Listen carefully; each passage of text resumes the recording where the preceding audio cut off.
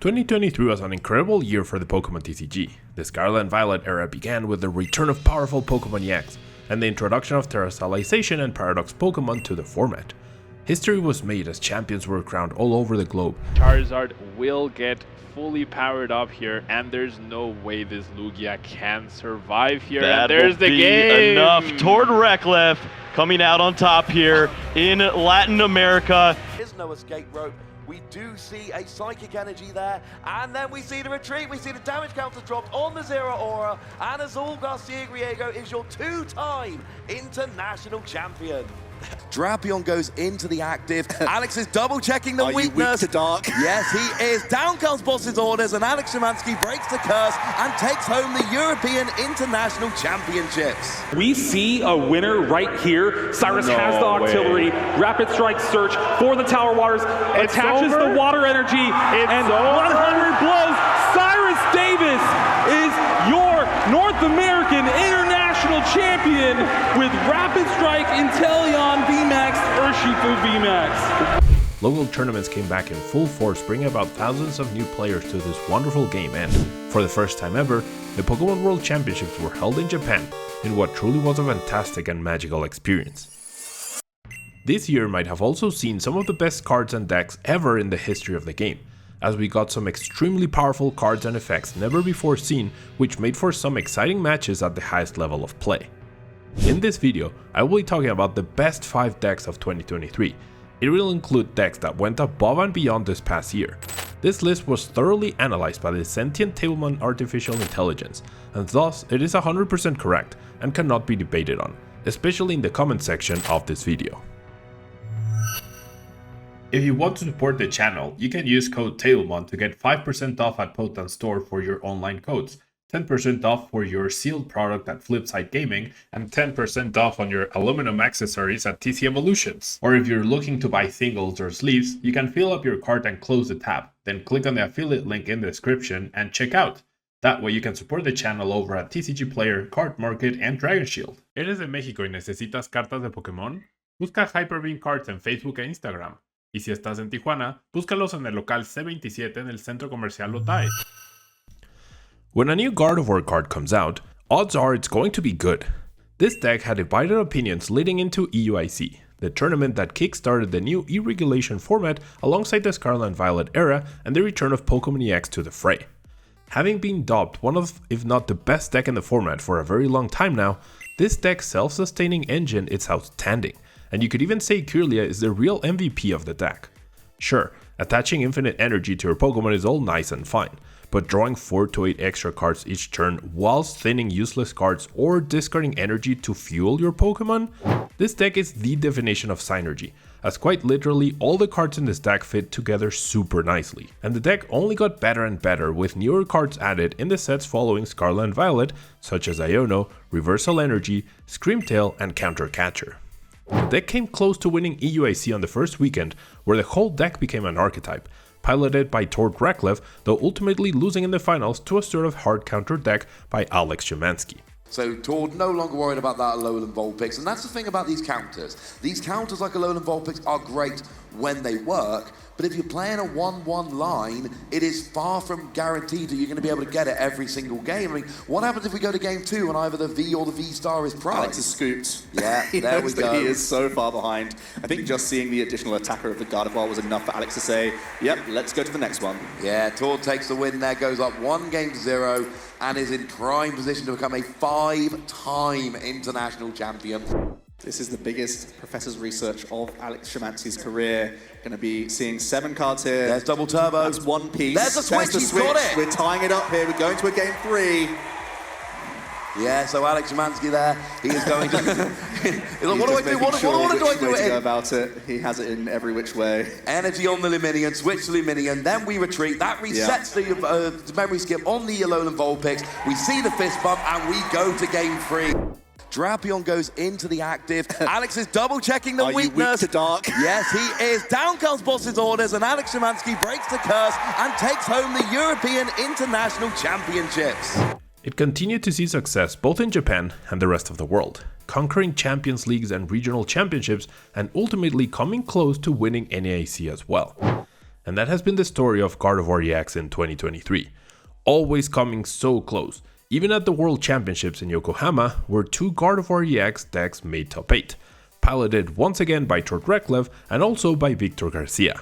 They both clashed in top 8, where Tord ultimately came out on top and made it through to the finals, but was short on time to finish the series, coming in 2nd place once again. Moonglow reverse moving all of these damage counters, placing them on the Meloetta. Tord Reklev pulls ahead, but now Vance is in the driver's seat. Handshaking, making sure he understands the situation completely. Draw for turn, switch card, that can reset. He's got a ton of cards in hand. Power tablet, Vance is playing quickly. Does he have the pieces? Switch card, moving the Mew VMAX into the active spot, and Boss's orders brings up the Zacian V! Despite being considered a top tier deck, Gardevoir EX has fallen short in the key moments, and has barely won 2 regional championships so far. That is why this deck comes in at number 5, as it is clearly an extremely powerful deck, but it seems it can't close out the deal when it matters the most.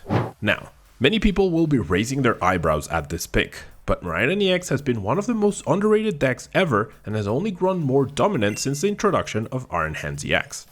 It performed decently on the weekend it was first introduced at EUIC, earning itself a top 8 spot, and it quietly added results all throughout the year over in Japan, South Korea, and in North America, where JW Kraywall was able to take down the Toronto Regional Championships right before Paradox Rift came out. Dwindling here, really have not seen a setup, not a single Gardevoir EX played down, and even if there were, there's still a path in play. Going to the closing turns here, as JW's just 1 prize card remaining, Shining Arcana to try to find some help. Yep, Shining Arcana, just this boss's orders. Are you out of all energies and switching effects? Please be, and that is not the case. We see lightning energy, and that is going to close things out. JW Kraywall taking his 3rd regional, chopping his way to victory here in Toronto. And then what happened? Iron Hands EX entered the stage, and the Miraidon EX archetype is now stronger than ever. It has become one of the most popular and favorite decks since Iron Hands EX was released, starting its new journey by winning LAIC towards the end of the year, as Yuho Kalama took down the whole tournament to everyone's surprise. And get 4 prizes ahead in Game 3 of the final. 5 cards yet again. Never tell me the odds, Pablo, because there is that 3rd energy on the Miraidon EX, and with that, Yuho will be able to take a knockout on the active NTV. 4 prizes ahead, guaranteed for Yuho now. 1 KO away to win this match. The deck is now feared and respected more than ever before, and this evolution from underrated deck in the beginning to consistent winner, champion, and tier 1 deck as of today means it earns its spot at number 4 in the list of best decks of 2023. To try to define Lost Box is a very difficult task. It can adapt to its surroundings to make sure it succeeds, and it has been a force to be reckoned with all throughout the year. It has certainly had a lot of different iterations, names, attackers, and combinations in the past year. 2023 started off with Rayquaza and Raikou Amazing Rares, sharing the spotlight with Kyogre decks and topping and winning regionals. However, rotation hit the deck hard with the loss of Scoop Up Net. Pedro Torres was still able to top 8 EUIC with a Sableye plus Radiant Charizard variant of the deck, yet it couldn't go all the way, and the deck seemed to chill out for a bit. However, the deck was able to adapt, and turbo versions of the deck, featuring Dragonite V, Raikou V, and either Drapion or Kyogre, came back in full force. And despite not having a good world showing, the deck started off the 2024 season with a bang, winning back-to-back regionals with Kyogre carrying the Lost Box team. Opt for the Mew VMAX to go into the active. Andrew Estrada promoting that Comfey that already has the pivot option here of that energy on it. Mirage Gate is going to hit off of that Pokestop as well, so Mirage Gate going straight to the hand. Andrew Estrada has mapped this out absolutely perfectly. Yeah, there we go. Flower selecting finds the last 2 cards of the deck after the Pokestop. So now it's just a matter of, let's put a ton of energy back into the deck. Do we have it here? Do we have the energy recycler? There's one. We also need the Mirage Gates to go with that. There it is, Mirage Gate. And then the energy recycler putting in 5 energy. And just like that, it's going to be Aqua Storm for 250 damage. Andrew Estrada takes the first game here in the top 4 of the Pittsburgh regional championships. And now Lost Box is taking on a new Paradox form, featuring the new Iron Hands EX and Roaring Money EX in the same deck, fueled by the ever-versatile Mirage Gate. Having both Pokemon as attacking options for the right moment, alongside the usual cast of Cramorant, Sableye and Radiant Greninja, means the deck features an incredible amount of attacking options that keeps opponents guessing at what the heck is coming next. This new version arrives alongside a super effective Glasses variant. This deck has proved to be more versatile and adaptable than most, and with that, the deck earns its spot as one of the 3 best decks of 2023. Since day one of its release, Lugia VSTAR decks were extremely dominant and for good reason. This dominance in 2023 started off in November of 2022, when the card came out and the deck won LAIC, and it never looked back. Boasting upwards of 30% meta share amongst players, it won a lot of regional championships on the back of an international championship win. Is available and very anxiously waiting for the turn to pass here.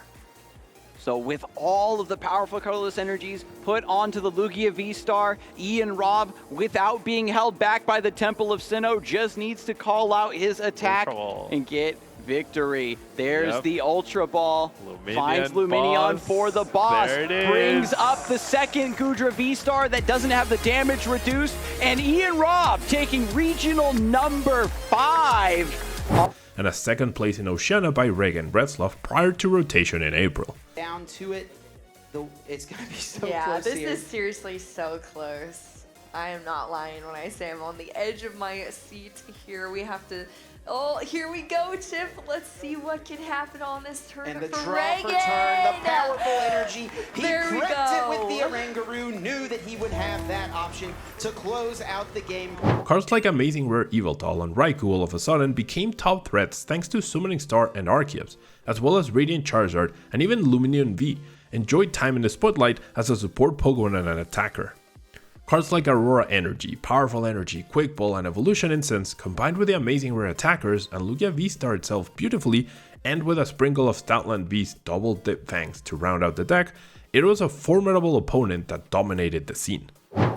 When these games go long, it's hard to keep track of these resources, Jeremy.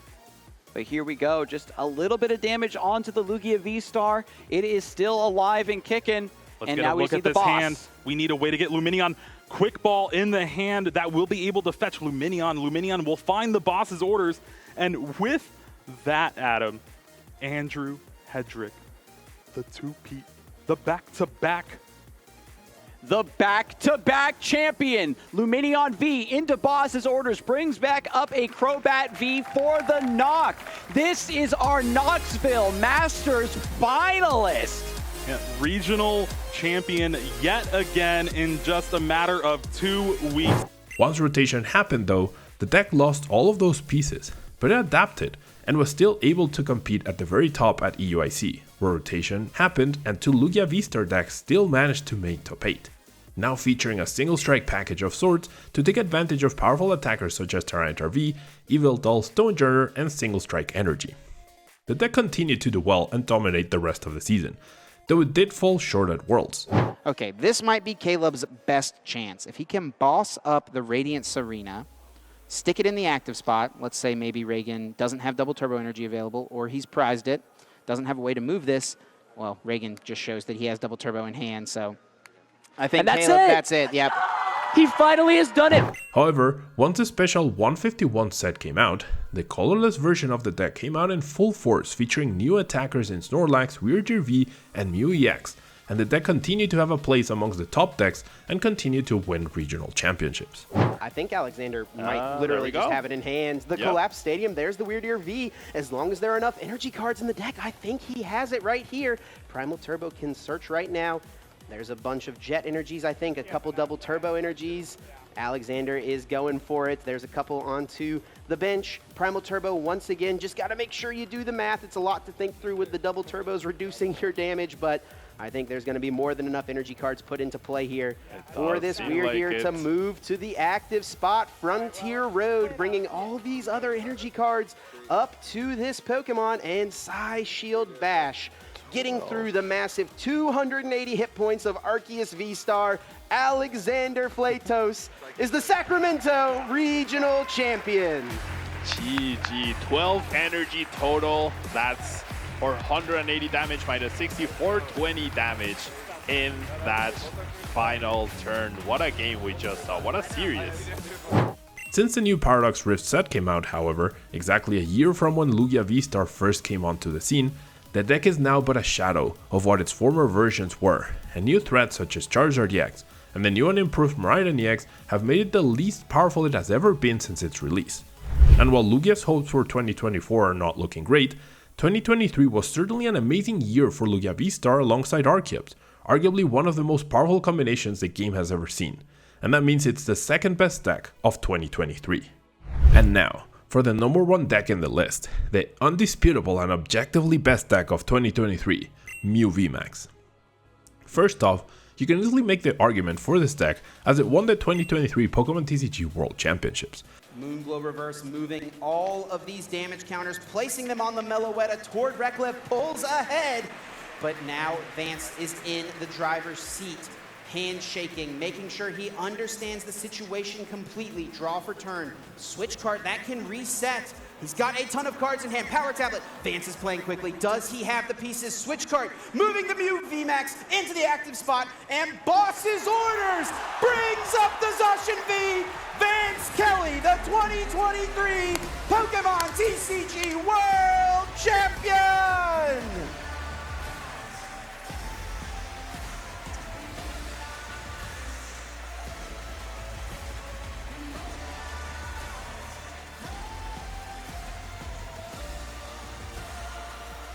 But the rabbit hole goes way deeper than that. The deck has won all sorts of tournaments and has continued to be at the top at every level of play. Whether it's a League Cup, League Challenge, Regional, International, Worlds, Mew VMAX was there. It was an ever-present threat. It was a deck that you always had to consider on whether you would tech for or not, include a Drapion V or even two, and more recently include Spiritomb. But this ever-present threat is also due to the deck's adaptability and evolving nature. The incredible engine that Genesect V provides with its Fusion Strike system ability allows the deck to play all sorts of cards and techs. At the beginning of the year, the deck was played in combination with Aerodactyl VSTAR, Judge, and Path to the Peak to try and slow down the ever-threatening and extremely powerful Lugia VSTAR decks that we talked about before, while other more straightforward Fusion Energy builds focusing on hyper-aggression with Meloetta were also powerful threats in the metagame. Heck, we even saw a funny flying Pikachu VMAX slotted in there by fellow top player and content creator Andrew Mahone, surprising many of us with the originality of this anti-Lugia VSTAR tech. In the lead up to rotation, Aerodactyl EX was the preferred partner, but once rotation happened and Lugia VSTAR got much weaker, Mew VMAX could now be played in a more straightforward way with a heavy focus on Judge and Path to a Peak, going all the way to top 4 in EUIC in the first tournament after rotation. Is it Judge having a bit of a shuffle there? Yeah, just making sure everything's above board with the shuffle. This is, of course, a ton of drawing, so this is like the crucial, this is the climax after 40 minutes of play right now. That's the thing, we've put it up to 75 minutes. We're not going to get probably a full best of 3 at this stage. We are 40 minutes into our game here, so... Oh boy. We've got a Cram-O-Matic. Oh, and we've got a Cram-O-Matic. The Forest Seal Stone will do it, though. No need for the fireworks. Forest Seal Stone for the 4th power tablet. So well played from Pablo to keep these resources around the entire game. Wow, exceptional stuff in this first of a best of 3. Still 35 minutes on the clock, but that felt huge. This paved the way for Mew VMAX to see a lot of success all over the world, placing quite high in many regionals and special events.